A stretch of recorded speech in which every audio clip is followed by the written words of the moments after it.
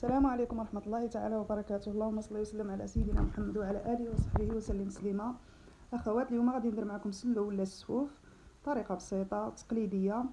عندي هنايا كيلو ديال الطحين حمرته وغربلته، عندي كيلو ونص ديال الزنجلان، نقدروا نديرو غير كيلو، انا هنا درت كيلو ونص ديال الزنجلان حمرته حتى هو، خليت شويه حبوب وشويه طحنته وشويه زدت عليه الزيت ولينته مزيان حتى القليدان ديالو. نفس الطريقه درتها اللوز ودرتها الكاوكاو. عندي النافع وحبه حلاوه حتى هما طحنتهم وغربلتهم. عندي 2 معالق ديال القرفه غربلتها حتى هي، وعندي 4 ديال السكر كلاصي والمسكه الحره والكوزه كتبقى اختياريه، اللي كاين اللي كيبغيها كاين اللي ما كيبغيهاش. وانايا هنا خلطت بزيت البلديه.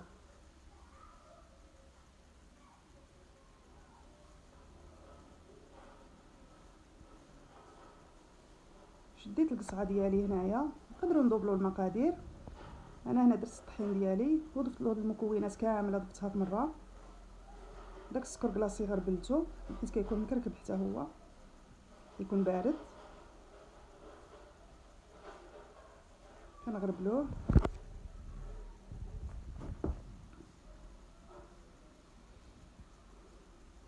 كنضيف له القرفه ونضيف المكونات كاملين في مره. درت 2 معالق هنا ديال القرفه،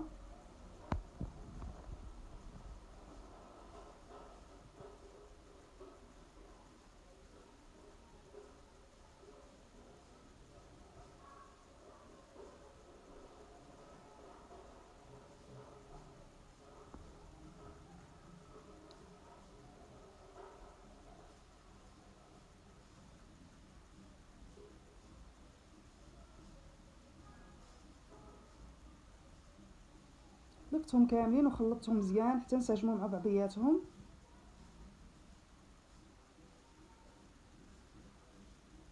اللي كيبغي الكوزه ما يديرهاش كامله، يحك غير واحد شويه، بقاش هي شويه مجهده.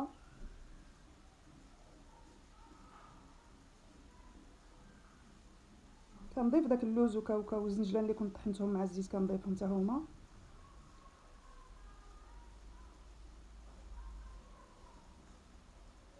وكنخلط كلشي بمره. واللي كيبغي الروح ديال الزهر كيسد ديك القرعه الصغيره ديال 5 دراهم، يدير غير واحد النقيطات لحقاش كتكون مجهده بزاف. شويه د الملحه، غير 3 النقيطات درت انايا هنايا. خلطت مزيان تنسجموا المكونات كاملين. دابا غادي نبدا نضيف الزيت شويه بشويه، والزيت والسكر كلاصي كيبقاو اختياريين. كاين اللي كيبغي حلوه بزاف، كاين اللي من الاحسن الانسان يبدا ينقص شويه من الزيت وشويه من السكر. نديروا لها غير القانون ديالها ديال الزيت، ما عنده الانسان علاش يكثر داك الزيت بزاف حتى كيبقى مصفي فوق منها. انا هنا درت زيت بلديه ولكن درت غير القياس ديالي.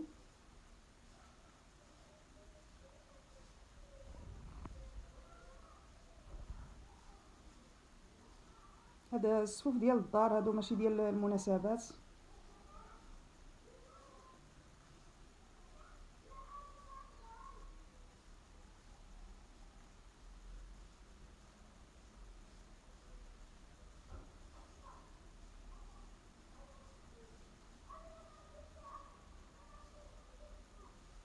كنبقى نمعك فيها مزيان هكا بجوج يديا، كنبقى نعجن فيها ونعاود ونعاود حتى هذاك الزيت والمكونات كاملين كيطلقوا في بعضياتهم.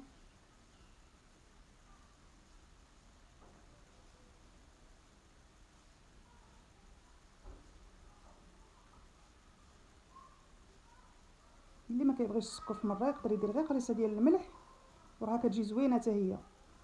ما يديرش السكر كلاصي كاع في مره.